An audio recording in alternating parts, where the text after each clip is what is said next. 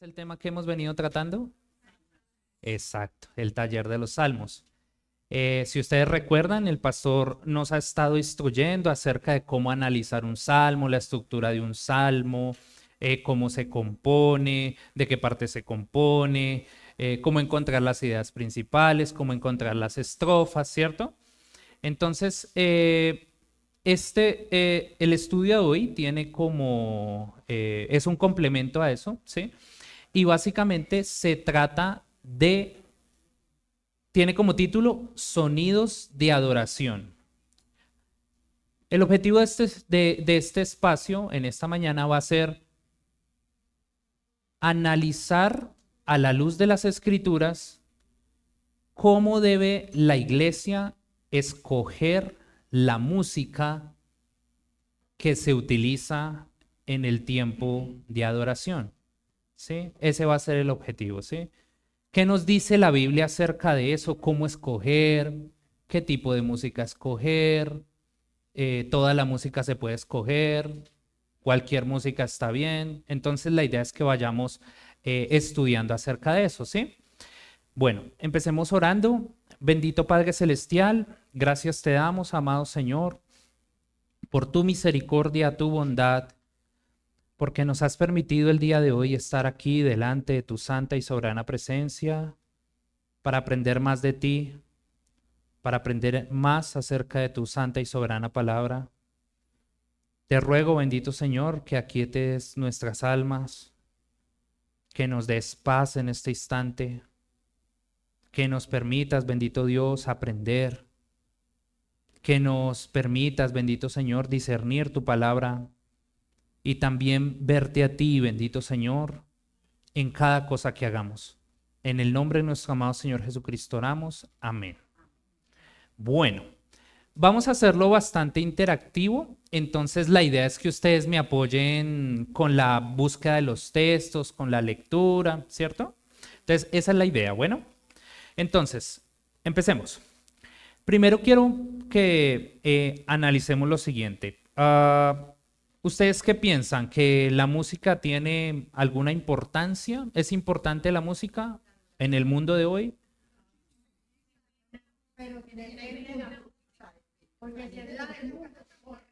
Ok. Hoy tenemos mucha música en muchas partes. Por ejemplo, hoy tenemos música que podemos escuchar en el carro, podemos escuchar en la casa, en la televisión, en los restaurantes, en las discotecas, ¿no? Y en la iglesia también. Y todo eso es música, ¿sí? Nunca en la historia de la humanidad ha habido tantas opciones musicales para escoger. Hay muchas opciones para escoger música. Lo único claro que tenemos realmente es que no podemos no elegir, tenemos que elegir, ¿sí? Ahora, ¿cómo elegir música que refleje discernimiento, sabiduría, que sea de beneficio y que sea edificante? Esa es la cuestión que tenemos que resolver. ¿Cómo elegir música que glorifique a Dios? Hoy en día, como ustedes saben, vivimos en un tiempo lleno voy a decir tres palabras, no me gustan las palabras raras porque queda uno como confundido, ¿no? Como que, bueno, yo sé que el que está hablando sabe mucho, pero no entendí nada. Entonces, hay tres palabras, ¿sí? Relativismo, individualismo y pragmatismo, ¿sí? Voy a explicar qué es cada una de ellas. El relativismo aplicado a la música básicamente nos enseña que no hay música correcta o incorrecta. Es música y ya. O sea, es amoral. O sea, la música no mueve nada, simplemente es música, es un objeto y ya. Puede ser utilizado bien o mal. Eso es lo que nos enseña el relativismo. Ahora, el individualismo nos enseña a elegir la música que nos gusta. Eso enseña el individualismo, que es parte de lo que llamamos humanismo. Básicamente, ¿qué música escoger? La que te gusta. Eso es lo que dice el individualismo.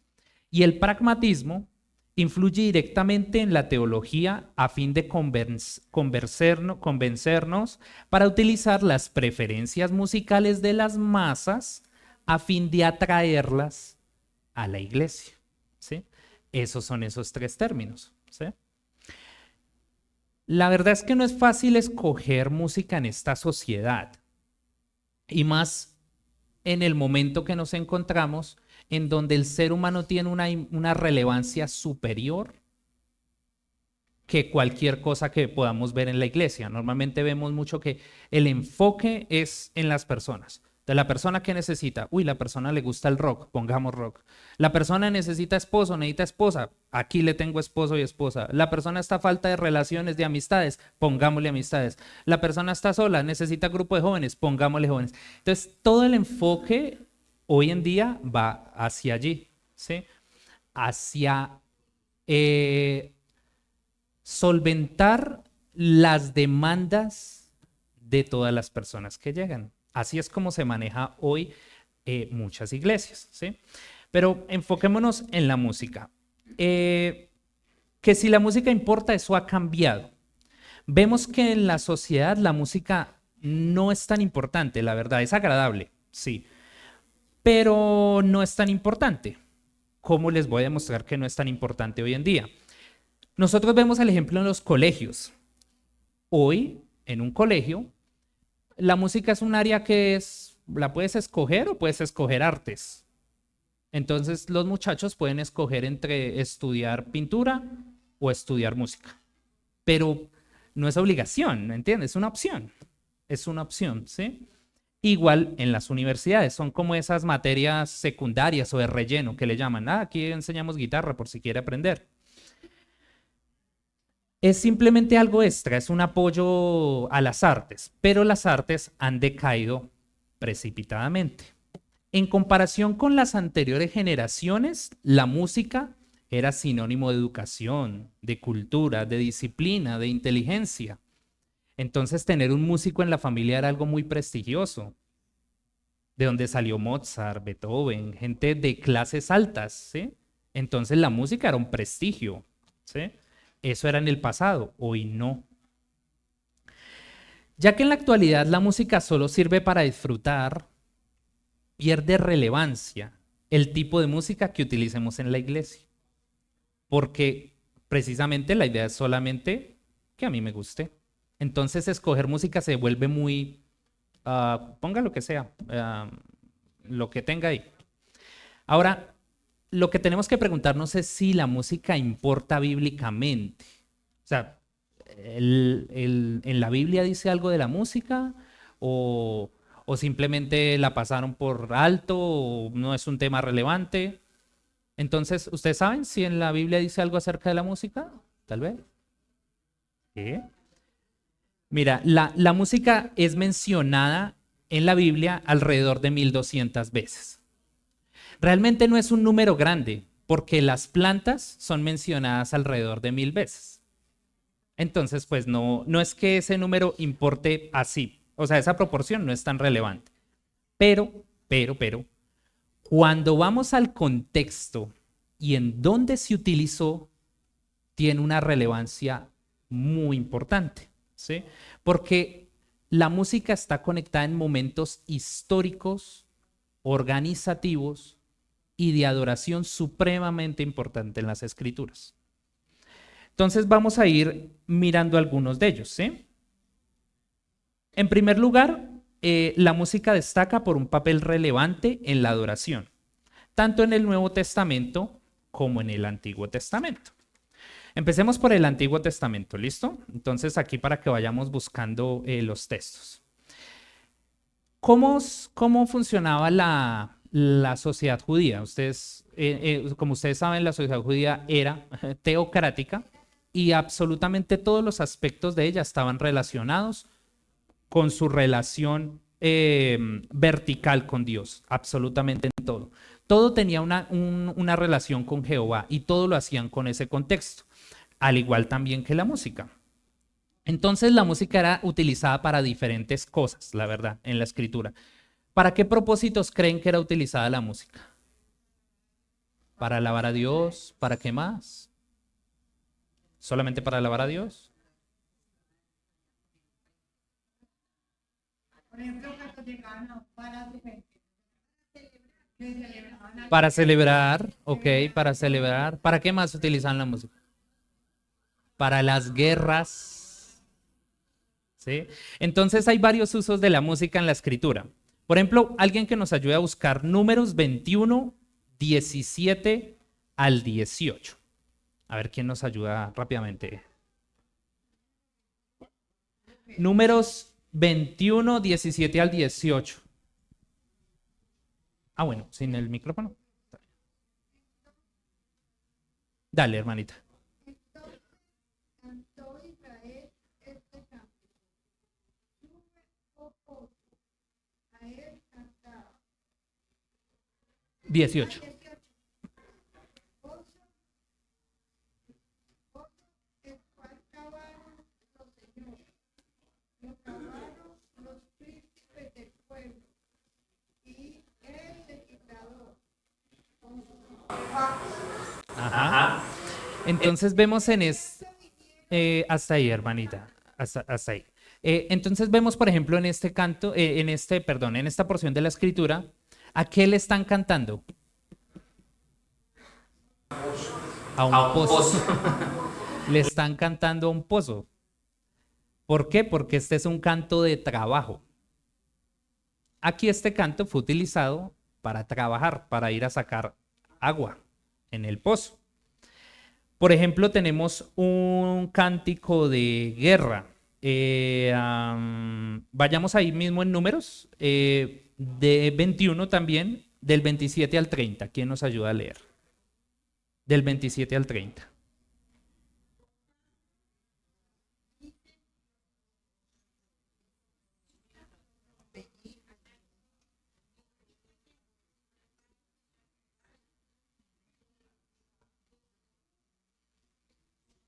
Sigue hasta el 30, por favor.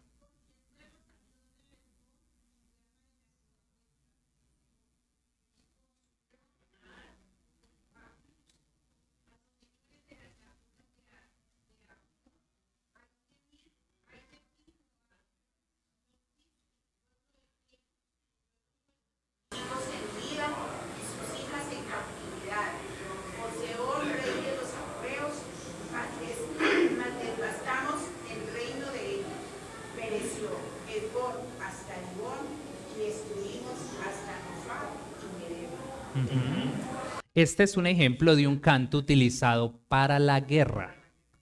Para la guerra. Por ejemplo, hay cantos de amor. Me imagino que eso sí lo sabían, ¿cierto? Entonces voy a leerles uno en Cantares. En Cantares 2:12 dice: se han mostrado las flores en la tierra, el tiempo de la canción ha venido. Y nuestro país se ha oído, y en nuestro país se ha oído la voz de la tórtola. En Cantares hay muchos cantos de amor, ¿sí? También hay cantos de entretenimiento, como le decía la hermana Lucy, ¿sí? Hay cantos de entretenimiento. Por ejemplo, en Job 21:12 dice así: al son del tamboril y de cítara saltan y se regocijan al son de la flauta. Y está en un contexto de entretenimiento, ¿sí? De una fiesta.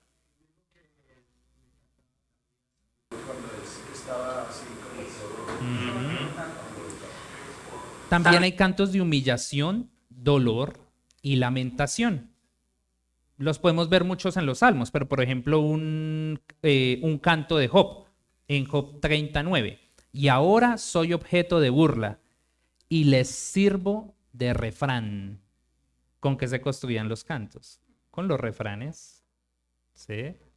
Entonces vemos que en la escritura hay muchos tipos de cantos utilizados en diferentes contextos y para diferentes cosas. O sea, la música no era alejada del pueblo de Dios en el Antiguo Testamento.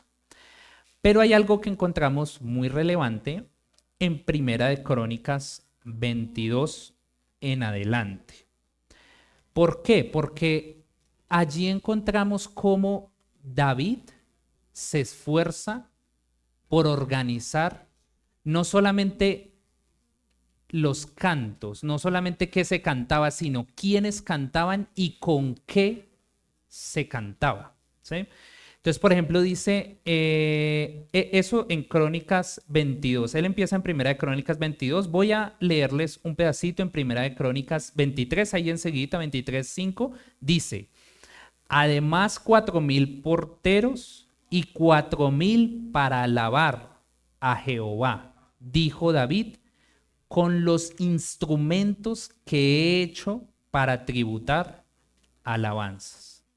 O sea, David se tomó el trabajo no solamente de escoger a quienes, sino de darles los instrumentos para la alabanza. No fue algo como, traigan a ver lo que quieran tocar y miramos. No fue así, ¿sí? Ahora, se organizó específicamente los temas a utilizar dentro de los cantos. Vamos a ir un momentico más adelantico a 25 y me van ayudando. ¿Listo? Primera de Crónicas 25. Entonces, ¿quién me ayuda? Voy a leerles el 1 y otra persona me ayuda a leer el 2. Dice Primera de Crónicas 25:1. Asimismo, David y los jefes del ejército apartaron para el ministerio a los hijos de Asaf, de Herán, de Jedutún, para que profetizasen con arpas, salterios y címbalos, y el número de ellos, hombres idóneos para la obra de su ministerio fue, y sigue relatando. Pero acá es importante que paremos un momento. Dice, ¿para qué los escogió? ¿Para qué qué? Para que profetizasen. ¿Sí? Entonces vemos que la música va tomando un sentido en el contenido de ella. Aquí vemos que lo que cantaban era la profecía de Dios.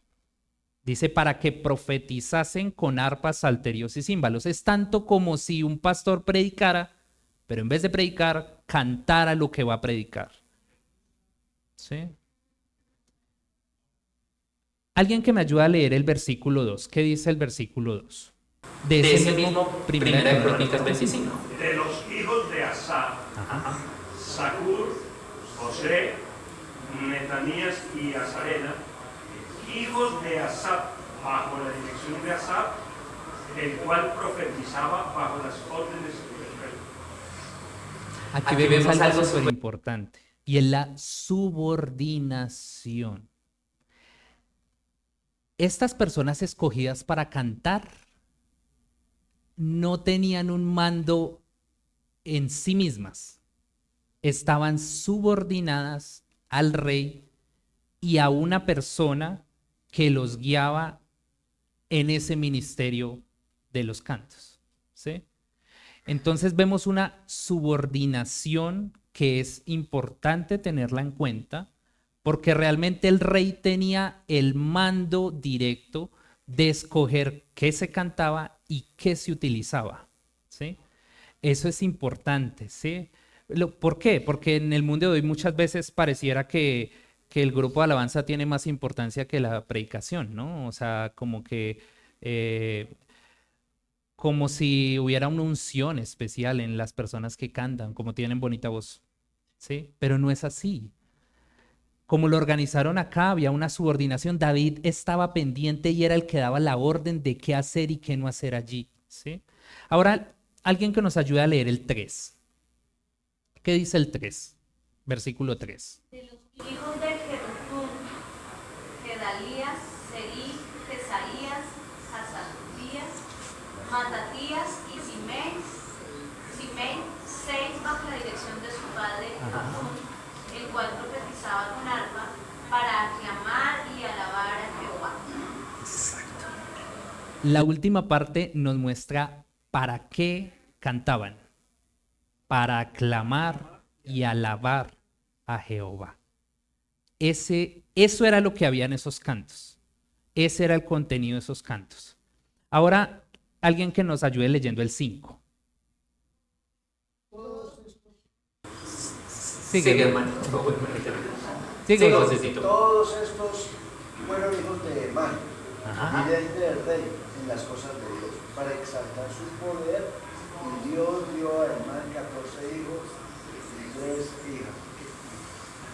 para exaltar su poder, para alabar a Dios, para exaltar su poder. Si ustedes leen en el versículo 6, sigue hablando del orden y de la subordinación de esas personas que cantaban. Y en el versículo 7 habla de la preparación y de la calidad con la que se hacían estos cantos. David no escogió a carpinteros o personas diferentes, sino escogió músicos y los preparó. Si ustedes leen bien este capítulo, los fue preparando musicalmente para ser cada día más excelentes, ¿sí? Entonces, esto habla de la calidad con la cual se preparaban estas alabanzas. No eran, no las hacían como ordinariamente o por salir del paso, sino que se gastaban mucho tiempo en hacerlas bien, ¿sí? Porque muchas veces nosotros decimos, bueno, con tal de que cantemos para el Señor, sí, eso está bien, pero también tiene que haber un esfuerzo de hacerlo bien, ¿sí? De hacer las cosas lo mejor posible. ¿Por qué? Porque lo vemos claramente en Crónicas, ¿sí? En 25:7 se tardaban un tiempo en preparar, lo hacían con detenimiento, con esfuerzo, ¿sí? Entonces, esta es la primera parte que vemos en el Antiguo Testamento acerca de la música, cómo David organizó, cómo subordinaba el ministerio, cómo puso los temas a cantar allí con esas alabanzas. Ahora en el Nuevo Testamento, alguien que nos lea Efesios 5:19 o alguien que se lo sepa de memoria. ¿De memoria? ¿De memoria? Efesios 5:19. ¿Qué dice Efesios 5:19?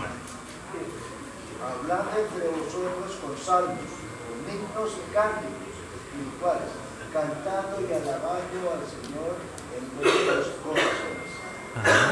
Ahí vemos la música en el Nuevo Testamento. Y fíjense que es curioso porque no expresa las referencias en el Nuevo Testamento, no hablan como que había un grupo y ese grupo era el que cantaba y los demás lo escuchaban y tan bueno. No, dice hablando entre vosotros con salmos, con himnos y cánticos espirituales. Era parte de la adoración común del pueblo, ¿sí? No era como un espectáculo, sino que era algo relacional y común entre ellos, ¿sí? Cantando y alabando al Señor en vuestros corazones. Ahora, la pregunta, ¿para quién es la alabanza? Vemos claramente que es para el Señor. Él es el que merece ser alabado. Él es el que es digno de ser alabado, ¿sí? Alguien que nos ayude leyendo Colosenses 3:16 al 17. O que se lo sepa de memoria. De memoria, tienen que estar. La palabra de Cristo more en abundancia en vosotros, enseñándoos y exhortándoos unos a otros en toda sabiduría, cantando con gracia en vuestros corazones al Señor, salmos e himnos y cánticos espirituales. Y todo lo que hagan sea de palabra o de hecho, hagan todo en el nombre del Señor Jesús, dando gracias a Dios Padre por medio de Él. Amén. Fíjense que tanto en Efesios como en Colosenses hay algo en común. Cantando y alabando al Señor, ¿en qué? En vuestros corazones. Esta parte de cantando y alabando al Señor en vuestros corazones es importantísima. ¿Por qué? Porque nos enseña el orden que tiene en el ministerio de alabanza para tal vez que una persona haga parte de ese ministerio o no. Puede que una persona no tenga una gran habilidad musical, pero canta y alaba al Señor en su corazón. La alabanza no es solamente cantar. Yo alabo al Señor con mi vida, con una vida humillada a Él, con una vida rendida a Él. Mi alabanza empieza con mi vida. No podemos reducir alabar a solamente cantar y ya, ¿sí? Entonces, pierde sentido si la persona que canta o que toca algún instrumento no tiene una vida en alabanza al Señor. Puede cantar muy bien, claro. En el mundo hay muchas personas que tocan muy bien los instrumentos y cantan muy bien, pero no sirve de nada. No tiene valor alguno si esa vida no alaba al Señor. No importa, ¿sí? O sea, no puede tener relevancia el talento por encima del valor espiritual de una persona. Una persona puede que no cante tan bien, pero quiere aprender. O puede que no toque también la guitarra o el piano, pero quiere aprender. Allí está el valor. Allí está el valor de una verdadera alabanza. Más que más que el talento que podamos expresar realmente. Bueno, entonces, ¿quién instituyó la alabanza? ¿Quién creen ustedes que instituyó la alabanza? Dios. Ahora, ¿ustedes sabían que la música santifica las emociones? ¿No sabían que la música santifica las emociones? Por eso es que es un momento tan especial para su pueblo. Porque santifica las emociones, me ayuda a tener calma, me ayuda a concentrarme. Veamos unos ejemplos de eso. Lo decía el hermano José en 1 Samuel 16:23. Dice así, se los leo. 1 Samuel 16:23 dice: y cuando el espíritu malo de parte de Dios venía sobre Saúl, David tomaba el arpa y tocaba con su mano, y Saúl tenía alivio y estaba mejor, y el espíritu malo se apartaba de él. La música santifica las emociones. Juega un papel importante porque me permite a mí concentrarme en las verdades que cantamos. En ese instante yo puedo dejar de pensar en cualquier otra cosa y alabar al Señor y solamente pensar en la letra que estoy cantando. Ahora miremoslo en Hechos 16:25. Pero a medianoche, orando, Pablo y Silas cantaban himnos a Dios y los presos los oían. ¿Cómo la música ayudó a Pablo y a Silas a tener consuelo en un momento de prisión? Que lo único que se les ocurrió a ellos fue que alabar al Señor y cantar. ¿Qué está haciendo la música ahí? Santificando las emociones, dando fuerza. Y no había un gran público que los estuviera escuchando. Presos.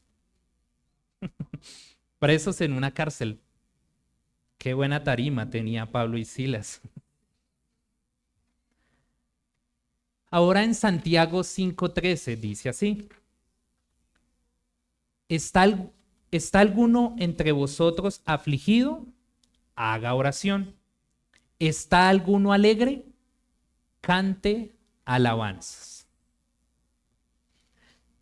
La música sirve para expresar mi alegría al Señor, para expresarle mi gratitud y mi amor cuando entiendo lo que Él hizo por mí, cuando entiendo de dónde me sacó, cuando entiendo el pecado que pagó por mí. Por eso dice, ¿está alguno alegre? Cante alabanzas. ¿Cómo debemos alabar al Señor entonces? Alguien que me ayude leyendo 1 Corintios 14:15. Primera de Corintios 14:15. ¿Quién lo encontró? Que pues oraré con el espíritu, pero oraré también con el entendimiento. Cantaré con el espíritu, pero cantaré también con el entendimiento. Cantaré también con el entendimiento. De nada sirve si cuando yo le canto al Señor no entiendo lo que estoy cantando. Si la música es tan estrambótica, tan exagerada, tan ruidosa, tan repetitiva, que no me permite entender la verdad que estoy cantando, no sirve de nada porque no hay entendimiento. Está escrito, ¿cierto? Cantaré con el espíritu, pero también con el entendimiento. De nada sirve perder la razón cantando si no tengo entendimiento de lo que canto, si no realmente estoy pensando en lo que canto, ¿sí? Ahora miremos este momento tan grandioso en el cual la música formó un papel importantísimo en el relato bíblico de salvación. Alguien que me ayude yendo a Mateo 26 y leer del 26 al 30. Mateo 26, del 26 al 30. Y mientras comían, tomó Jesús el pan y bendijo, y lo partió, y dio a sus discípulos, y dijo: tomen y coman, esto es mi cuerpo. Y tomando la copa y habiendo dado gracias, les dio, diciendo: beban de ella todos, porque esta es mi sangre del nuevo pacto, que por muchos es derramada para remisión de los pecados. Y les digo que desde ahora no beberé más de este fruto de la vid, hasta aquel día en que lo beba nuevo con ustedes en el reino de mi Padre. Y cuando hubieron cantado el himno, salieron al monte de los olivos. Imagínense qué lugar ocupó la música en el camino por el cual nosotros estamos aquí y por el cual nuestro amado Redentor nos trajo a vida. Hubo un canto en ese instante, en el momento en que se instituyó la cena del Señor.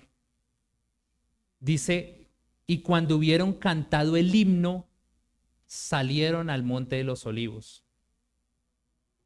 Imagínense, hubo un himno ahí antes de ir al monte de los olivos.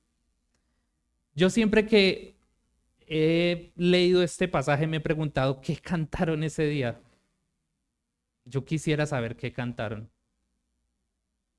No lo dice el relato bíblico, tal vez Salmos 113, 118, 136, no sé. Pero anhelaría saber qué cantaron. ¿Qué se cantó ese día? Que no fue cualquier día.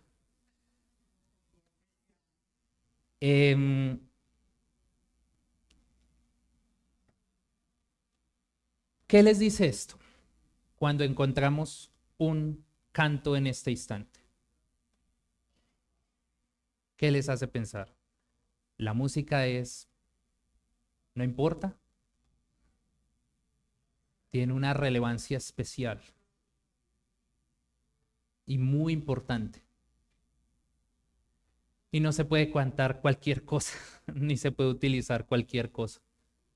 Es supremamente delicada y necesita ser cuidada. Ahora, en conclusión, entonces, ¿cómo hacerlo? Bueno, creo que encontramos una guía de cómo hacerlo, ya que el canto es un servicio, ¿no? En Hebreos 12, del 28 al 29 dice, Hebreos 12, del 28 al 29 dice: así que, recibiendo nosotros un reino inconmovible, tengamos gratitud y mediante de ella sirvamos a Dios, agradándole con temor y reverencia, porque nuestro Dios es fuego consumidor. Y mediante ella sirvamos a Dios. Sirvamos a Dios. Estamos hablando del servicio por medio del canto, agradándole con temor y reverencia, porque nuestro Dios es fuego consumidor. Guiados por este precepto, por eso es que nosotros encontramos himnos en la iglesia. Por eso es que nosotros encontramos la música clásica en los cantos de la iglesia. ¿Por qué? Porque ayudan a expresar reverencia. Y porque la composición, la estructura musical de los himnos permite que la congregación cante. No que sea un ejercicio de simplemente ver cómo alguien toca muy bien. No, sino que la congregación cante. De hecho, en muchas iglesias de corte puritano, en Inglaterra, si algún día tienen la oportunidad de ir, lo único que hay es un piano. Y cada uno lleva un himnario. Y el pianista empieza a tocar y todos empiezan a cantar. Porque es que no importa la persona que esté dirigiendo el canto, importa que su pueblo cante, que su pueblo lo alabe, que sus hijos que están hechos para la gloria de Dios glorifiquen a Dios. Por eso es que encontramos ese tipo de estructuras en estas iglesias. Ahora, no quiero decir que entonces esa sea la norma, porque llegaríamos a las exageraciones como, ¿y qué si cuando un misionero predica a los indígenas y ellos tienen música andina, construyen un canto para el Señor, entonces ese canto no es honroso? Eso no es verdad. Eso no es verdad. Porque su objetivo es que alabar al Señor. ¿Sí? Cuando nosotros escogemos el tipo de música que vamos a utilizar en la iglesia, tenemos que tener claro eso. Tenemos que tener entendimiento de quién era yo, de qué se me perdonó, de quién me perdonó y de quién es Él. ¿Quién es el que murió por mis pecados? ¿Quién es el que me hizo libre? Ese es el único motivo que debe tener la adoración, no más de ahí. Entonces, bueno, ya terminé la explicación que quería compartirles. Quisiera saber si tienen preguntas acerca del tema,